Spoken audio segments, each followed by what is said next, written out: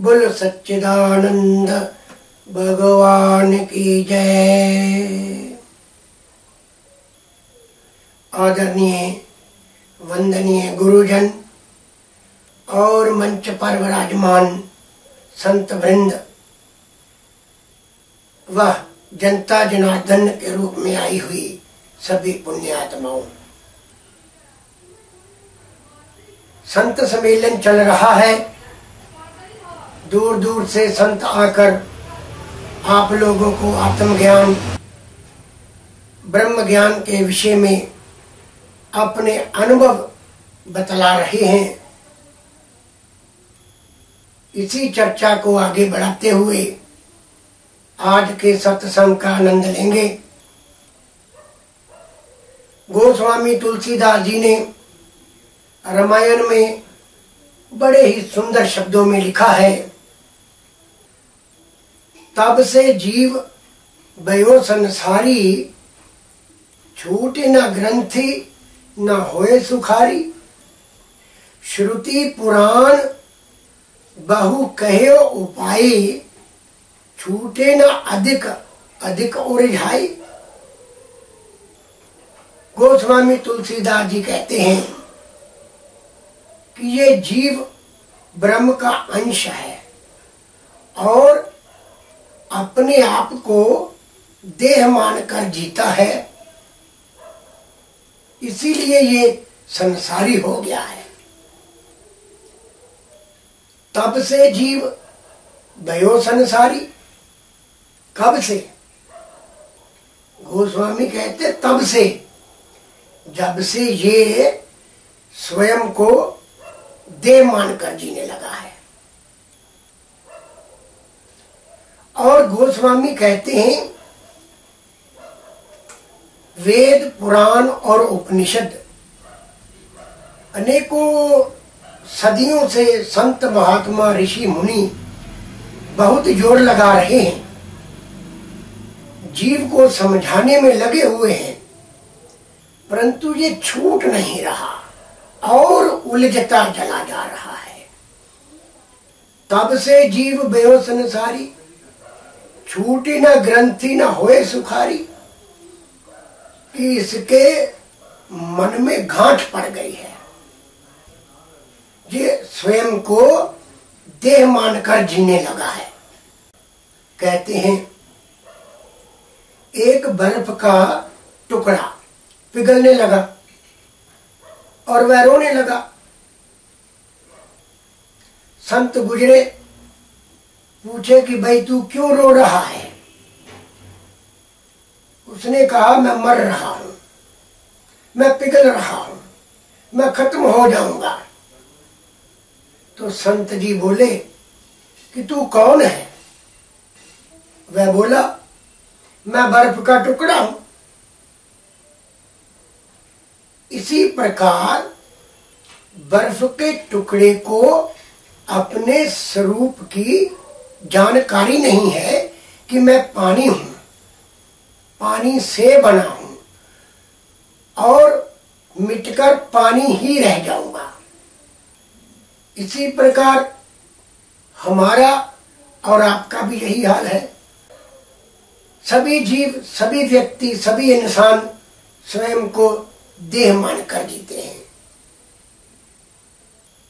जब हम छोटे थे, बचपन में शिशु थे, 2-4 महीने के, फिर 2-4 साल के हुए तो 2-4 महीने वाला शरीर चला गया, फिर 10 साल के हो गए, फिर 6 महीने साल वाला शरीर चला गया, फिर हम 20 साल के हो गए, 25 साल के हो गए, वो 10 साल वाला शरीर चला गया, फिर हम 40 साल के हो गए, 50 के हो गए, तो 20 साल वाला शरीर चला गया।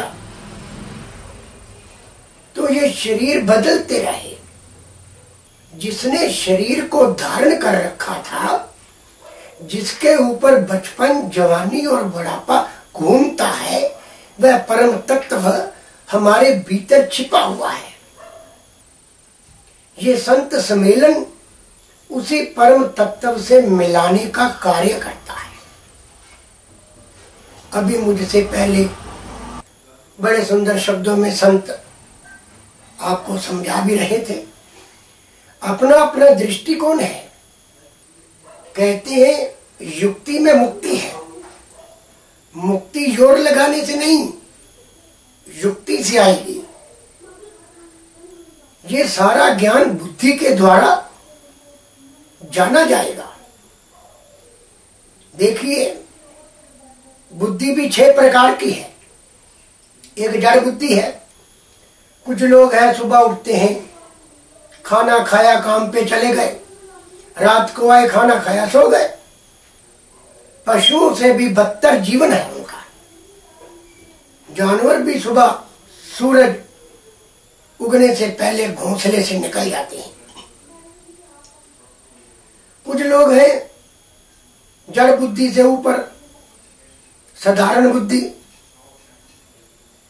और विशेष बुद्धि और उत्तम बुद्धि और राजहंस बुद्धि, रितंबरा बुद्धि।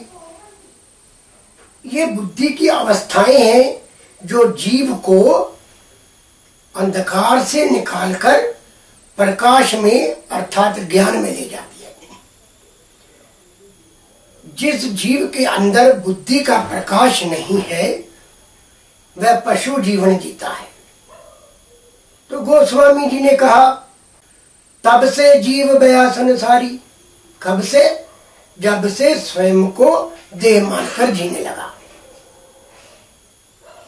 देखिए, बचपन का शरीर मर गया, जवानी का शरीर भी मर गया, वो अवस्था चली गई, बुढ़ापे की अवस्था आ गई।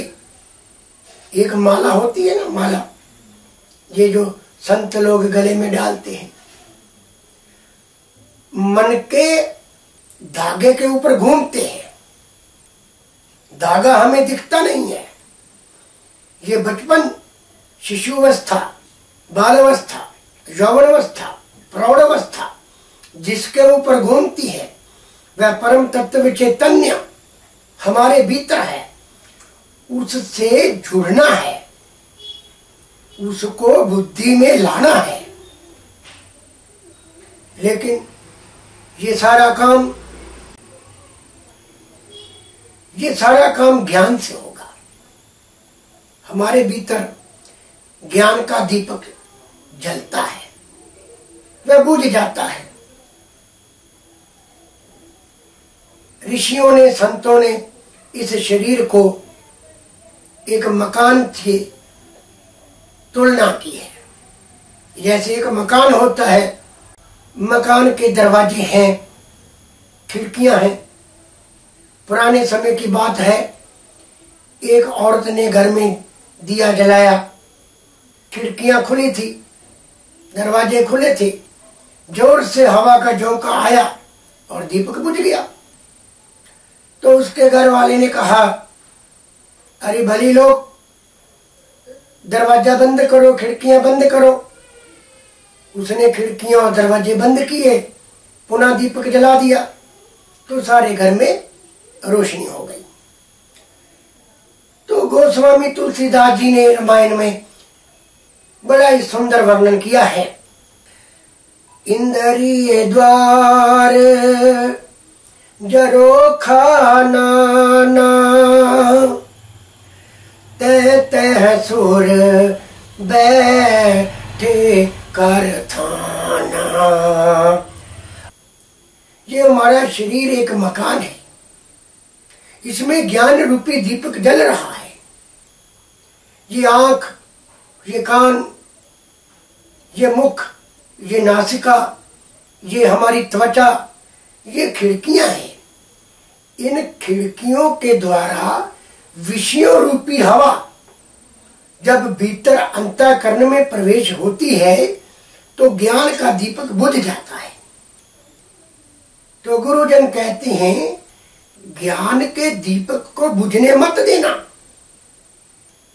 इन खिड़कियों को बंद रखना।